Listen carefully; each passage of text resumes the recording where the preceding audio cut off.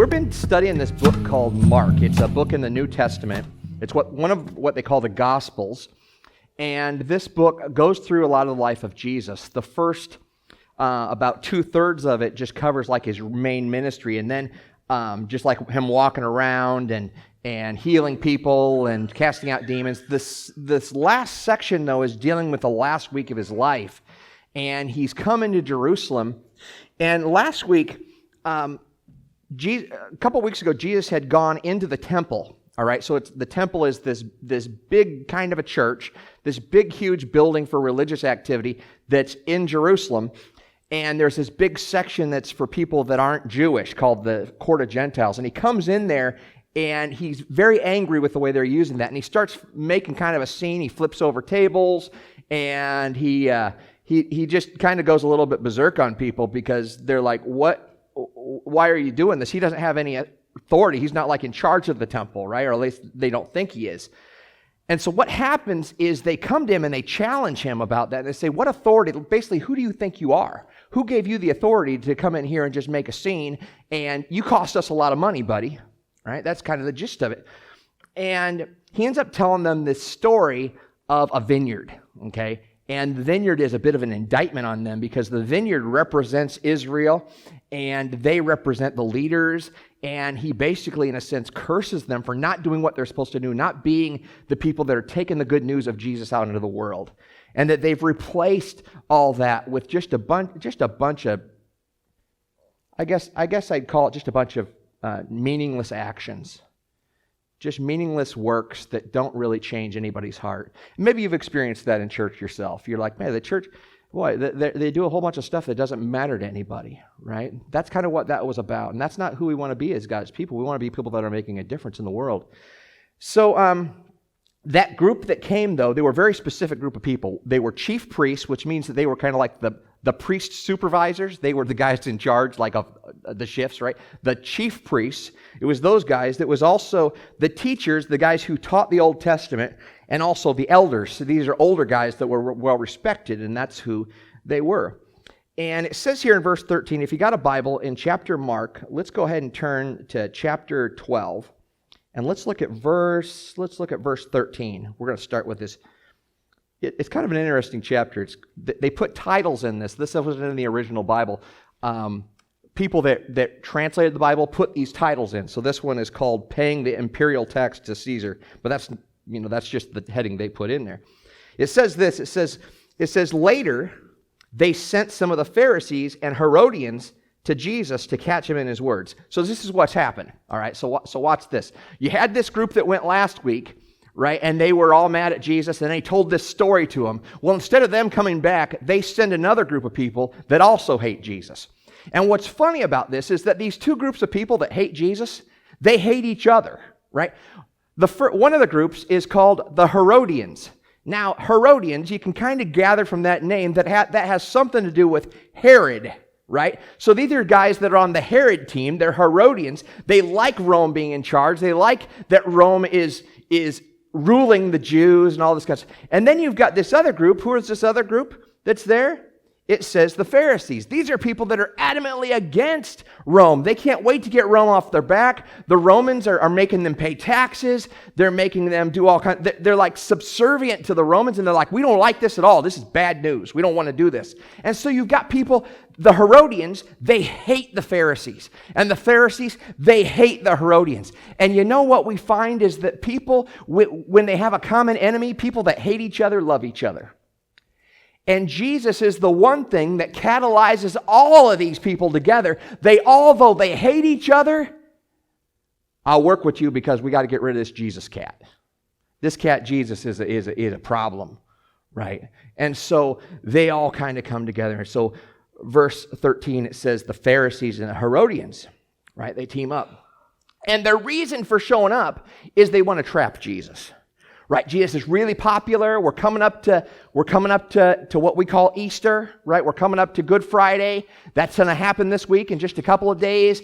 And they're thinking, all right, he's got a lot of popularity. There was a lot of people at that big thing when he came into town, and we got to watch out for this guy. We got to somehow discredit this cat before everybody starts following this guy, and we find ourselves in bigger trouble and we lose our jobs. right? And we're not in charge of Jerusalem no more. So they're like, what are we going to do? We got to trap him. The crowd's watching him. If we can get him to say something stupid, right? If we can get him to say something that's going to trap him in his words, if we can get him to say something that doesn't match what the Bible says, if we can get something that the crowd will not like, we can discredit this guy, and then we're going to be in good shape, right? That's what we got to do. So they're here to trap him, and so they're going to ask him a question about paying taxes. Do you want to get people stirred up? Ask them about paying taxes, right? You want to destroy your church? Let's have a discussion today at our thing. Today, I want to divide the church up today. We're sick of us all being united. Here's what we're going to do. We're going to have our potluck, and the topic will be paying taxes. You like that? It's okay if you want to just create a bunch of disunity, right? It's going to cause a lot of problems. People are going to yell. People are going to get mad. People are going to walk out. You're going to have all kinds of problems. That's the deal. So they're like, let's ask them about taxes. This will be good. Now, why are they asking them about taxes? Because they're passionate about taxes. Everybody's passionate about taxes. I'm passionate about taxes. I moved from Washington. I had a house that I paid $3,000 a year for taxes. It was a manufactured home. Okay? It wasn't even a stick-built house. I moved here, and my taxes went up. The house was I sold the house out there for almost $500,000, and it was taxed at $3,000. That's how much the taxes are worth on a $500,000. I come here, and the house isn't even $200,000, and they're charging me $5,000. And I'm thinking, what kind of freak show's running this joint? Right? Somebody is just like, right? And they're like, I wonder how much money. The Romans felt the same way. They totally felt this. Here's why they felt that way. Let me give you a little bit of history about the area. This will help you a little bit. Let's go to the next one, Coop. So there was this guy, Herodians. We talked about Herodians. There was a guy by the name of Herod the Great, all right? And he ends up dying in 4 BC, but he was running this whole thing. He was running this whole area from Galilee down to Jerusalem. He was in charge of the whole thing. Well, he died. And you're like, oh, well, that's sad. He dies, and then so what's going to happen? Well, what they did is they divided up his kingdom to 3 of his sons. One of those sons was a guy by the name of Archelaus. Okay, Archelaus took the land. You'll see him in the middle there. One is Herod Antipas. Herod Antipas, he took charge of Galilee. So when Jesus was walking around, and he's healing people, most of his ministry's in Galilee, right? And so he is still in charge. He takes over that charge. Now, if you go south a little bit to Judea, or you go to like where Jerusalem is, in Jerusalem, a guy by the name of Archelaus was in charge, another one of his sons. And then there was some other area that was led by Philip. Here's the deal, though. They were all still Jews. These were Jews. Herod was a Jew. Archelaus is a Jew. Antipas is a Jew. They're all Jewish. And so they're paying taxes to still a land that is still Jewish.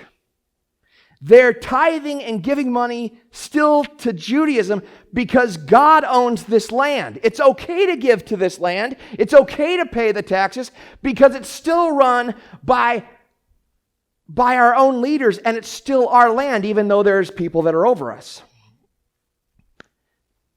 Archelaus, he's brutal, though.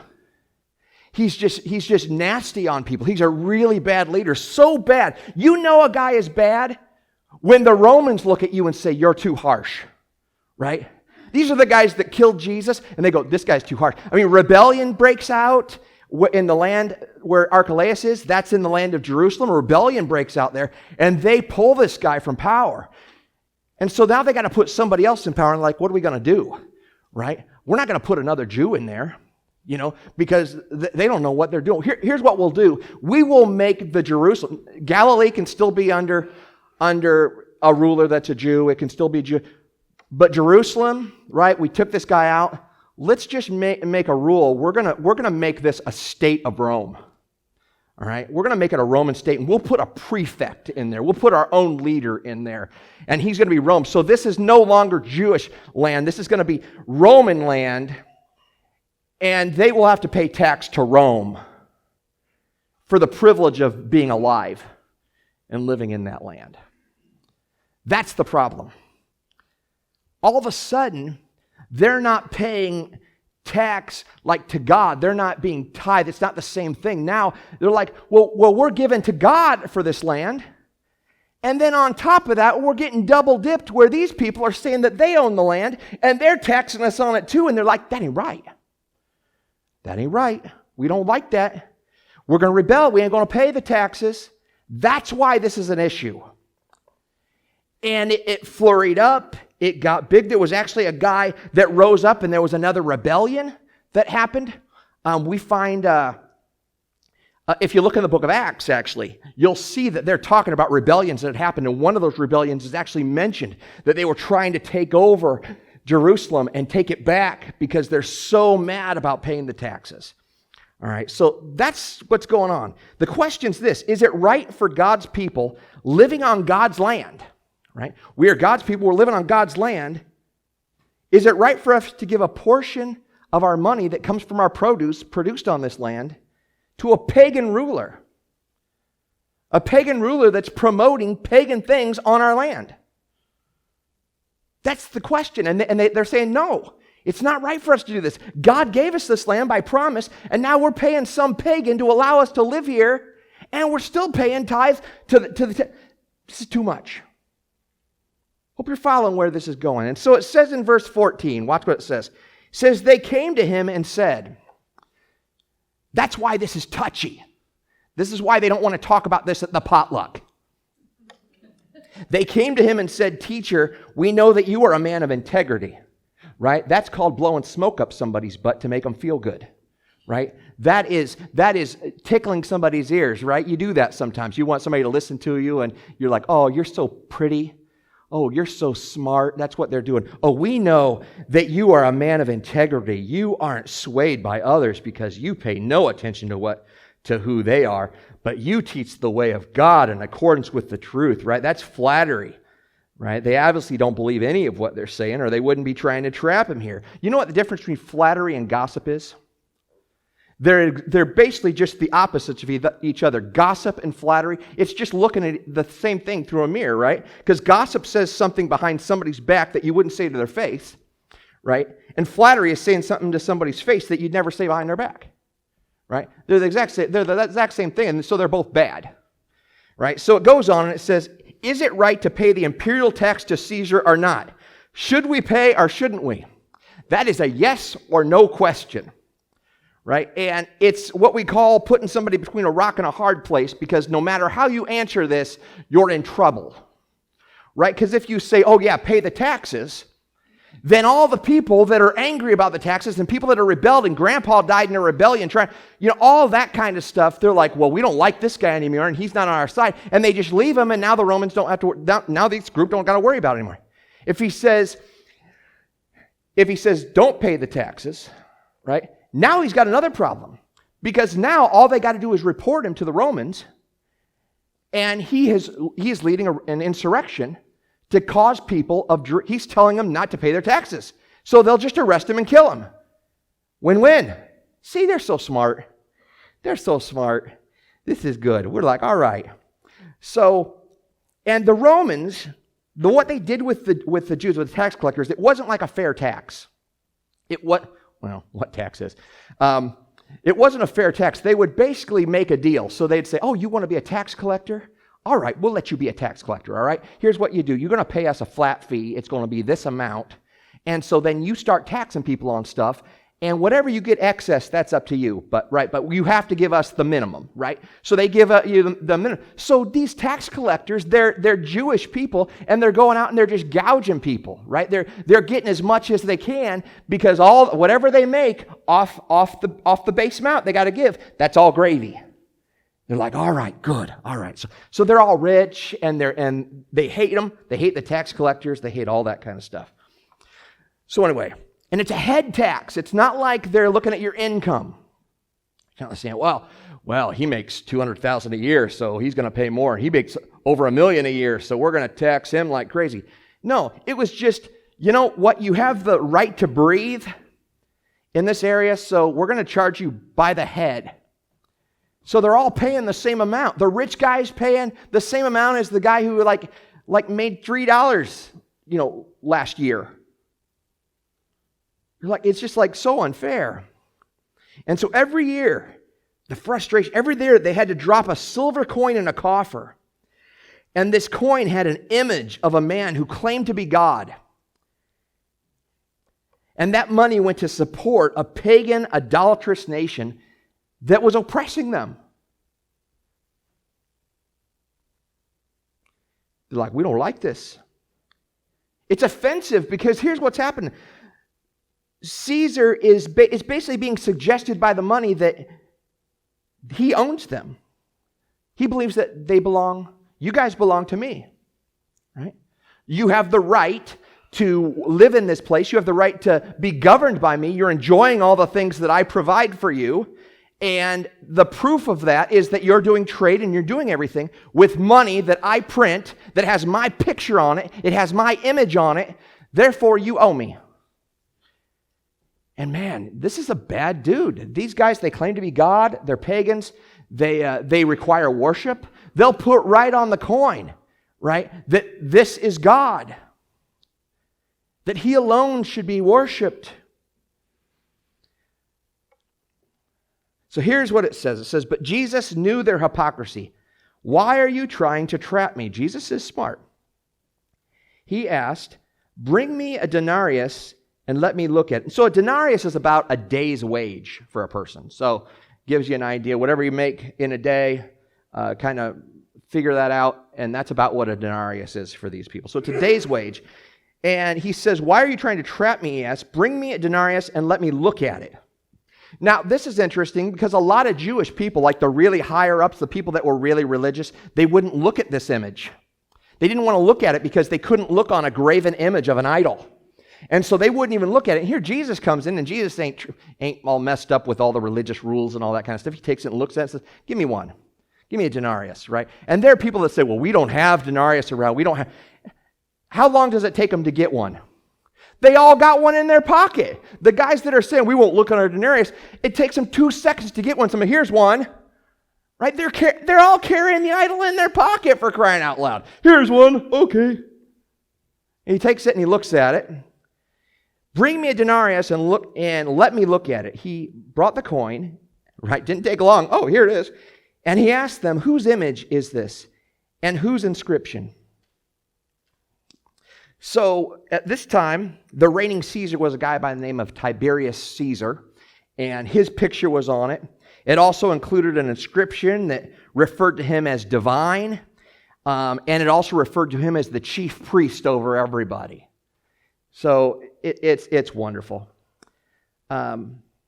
The images and inscriptions that you got on your money, I don't know if you got any money, but maybe you don't. Maybe you just have credit cards now. But if you have any money, there's all kinds of stuff on your money. What's on your money matters. I don't know if you know that.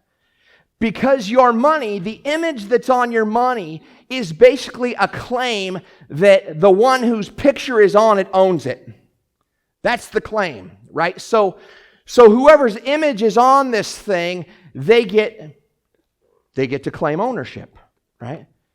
So what would happen is every time a new Caesar would come up, they would decirculate the coins and say, well, these coins have no value anymore. You got to get rid of those coins, bring them to us, we can restamp them, we can melt them down and make new ones that have an image of the one who actually gives you the right to buy and sell within our country. Okay, that's how they would do this. But what's important is that the image on it, the inscription is understood as a seal, a property seal, right? The coins, they belong to Caesar. That coin you're using to buy a loaf of bread, that belongs to Caesar. That doesn't belong to you. And I can take what belongs to me anytime I want. Because that's mine. I own it because my image is on it. Wow. What about our coins? What's on our coins? What are some of the things on there? In God we trust. Right? We've got, what else is on there? Yeah, there's a lot of different things. Yeah, liberty is on our money. It says e pluribus unum, out of one many. A lot of things that are on our money, right? A lot of things that are on our money. That matters. That makes a difference, right, on what it is. This, what was on their money? A picture of an emperor who said, I own you. You're living in my place. And what I do, you are living under the grace that I provide. You are living you're driving on the roads that I provide you. You are able to do trade and buy with money that I am giving you to be able to do that. And so because of that, you owe me. You owe me for that. And so I can tax you for that. And so you're thinking, man, what's Jesus going to do here? Because that's kind of a little sketchy. How's he gonna pull this off? And so he gets a coin. And like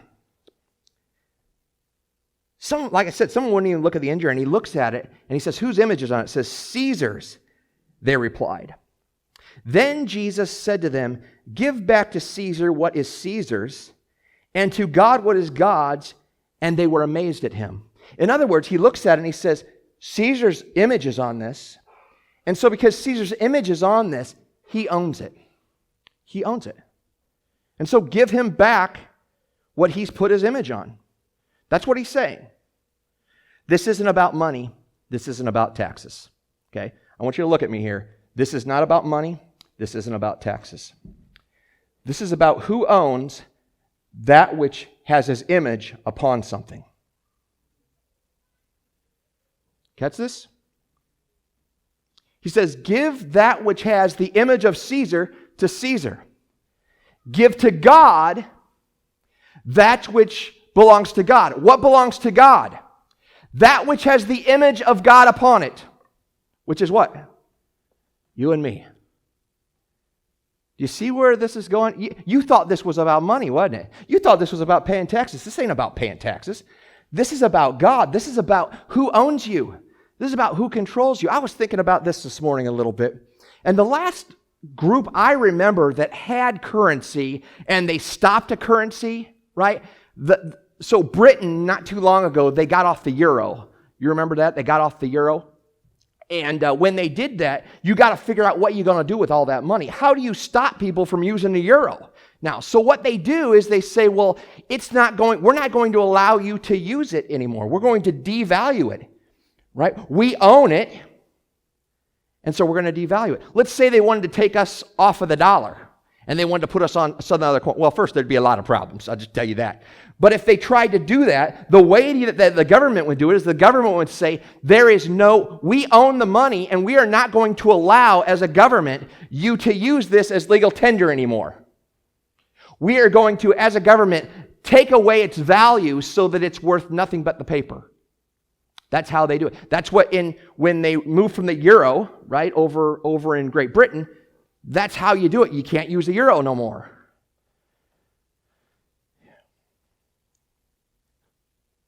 Value of something is determined by the one whose image is on it.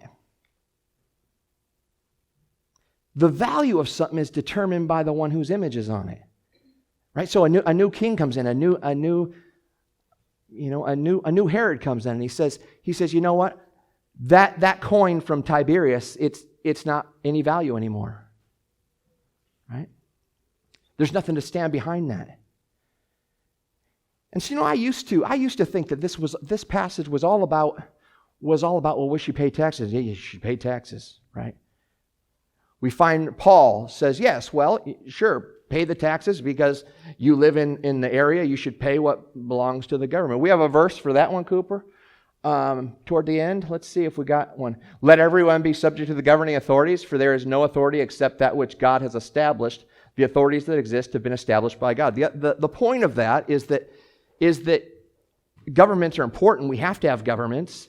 And God says, obey the government so long as you're not disobeying God in the process, right? Obey the government until now you've got... But again, that's not what this is about. What he's talking about is whose image is on you? Whose image is on you? And what does that mean? And where does your value come from?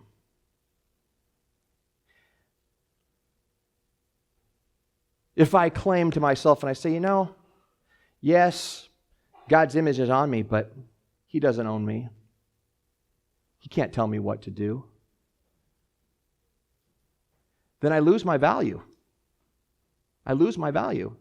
Because now I'm working completely separate from the one who actually gives me value in the first place. I lose my value in removing myself from the one who placed His image upon me. It's really important for us to understand that God made us and God claims us. Just like money. They were so proud. I'll tell you what, these guys, when they became powerful and all of a sudden they were in charge, first thing they wanted to do is get all the money out. Take all the money away and put in money that had their picture on it. Because, hey, look, now we're cooking with gas. Now things are going the way I want it to go, right? I'm in charge of this thing because my picture's on that thing. I'm in charge of this group. I'm in charge of this. And God is the same. God says, I created these people,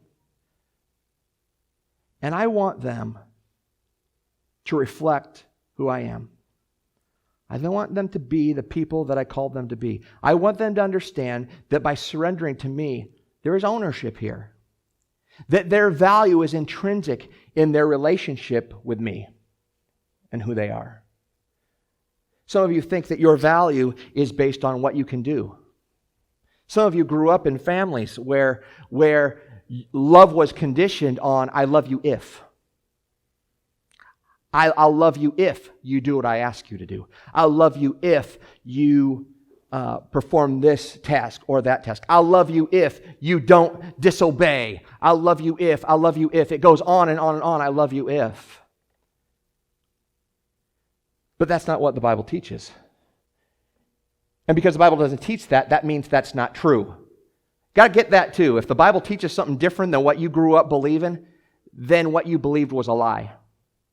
The Bible says that you're not valued because you make people happy or because you tell people, people ask you, and you just submit to everything everybody wants you to do. Your value is based on the fact that God's image is upon you. And it's that value that caused Jesus to die on the cross for you. You might look at yourself today, you might look at yourself this morning and say, I just don't have a whole lot of value. I'm not worth a whole lot. I can't do what this person does, and I can't do what that person does, and I'm not good enough for God to even love me or God to even care about me. And the answer is that God does love you and He does care about you because you bear His image. He created you. And He loves you this much. It says in the book of Romans that God demonstrated His love for you. You're like, okay, well, at least He's got proof. At least He's got proof. He demonstrated His love for you, that His image is upon you and that He loves you so much. God demonstrated His love for you in that while you were yet sinners, in other words, while you were not living up to what you thought everybody expected you to do in order to be loved. You thought that you had to do this and that for God to love you. And what this verse says is that God demonstrates His love for you and that while you were yet a sinner, while you were still bad, while you still were doing what you ought not do, while you were still living for yourself, while you were cursing God, while you were living a life of sin, while you were being a jerk, God loved you. While we were yet sinners, Christ died for us. That's important. Your value is not based on what you do. Your value is based on the stamp of God, like a piece of money. God's picture is on you. And it causes Him to come and die for you. He loves you that much. That's what I want you to get this morning. I want you to know how much He loves you, how much He cares for you. And what's the result of that? What do you do as a result of that? You do what you should do. Give unto Caesar that which belongs to Caesar, and give unto God that which belongs to God. You belong to God. Therefore, give unto God that which belongs to Him. He wants you to give unto Him what is His. You. And here's how you do this. You say, God, I am a sinner. I have fallen short of your glory. I'm not good enough, and I can't even try to be good enough. I've blown it so many times, there's no way I can grit my teeth and be good enough for you to love me. But you love me anyway. And because I couldn't fix myself, I can't fix myself, you died on the cross in order to make atonement for me. You died on the cross because there's no fixing me. You lived a perfect life because I can't live a perfect life. And so let's do a swapsies here, Jesus. How about if you die for my sin, the sin I should die for, and you just give me righteousness? How about that for a deal? Does that sound like a good one? Let's pull a swapsies here. You live a perfect life, and then you suffer and die on a cross, which you don't deserve. And me, here, you like this one? Here's what I'll do. I will still be the sinner that I am. I'm going to try to live for you. I know you bought me. But instead of me dying for my sin, I'm going to walk off scot-free, and I'm just going to trust you, and I'm going to recognize that you purchased me, that your image is on me. Oh, God. Let's come up. Let's do a last hymn, all right? Let's sing one more just before we go downstairs. God, I thank you so much that your image is upon us. God, we'll give unto Caesar that which belongs to Caesar, but the more important part of that verse is we will give unto God that which belongs to God. That in whose image is stamped on us. God, we want that image to be clearer and clearer and clearer so people say, boy, that person belongs to God. God, we draw into you, Lord. If that's you today and you're like, boy, I never really heard this before, Dustin. I believe that I'm a sinner. I believe that I can't save myself. I believe there's no way I could be religious or anything like that, but I sure do like the idea that God loves me. I sure do like the idea that He paid the penalty for me rather than me having to pay a penalty for the bad things that I've done. So yeah, and I believe that God's stamp is on me. And so right now I want to give unto God that which is God's.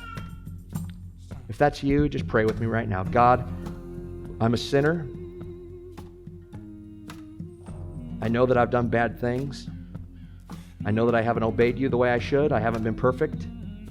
I don't deserve to be with you, but you love me so much you'd rather die than be without me. God, you'd rather die. And so you did. You died, and you paid the penalty that I deserved.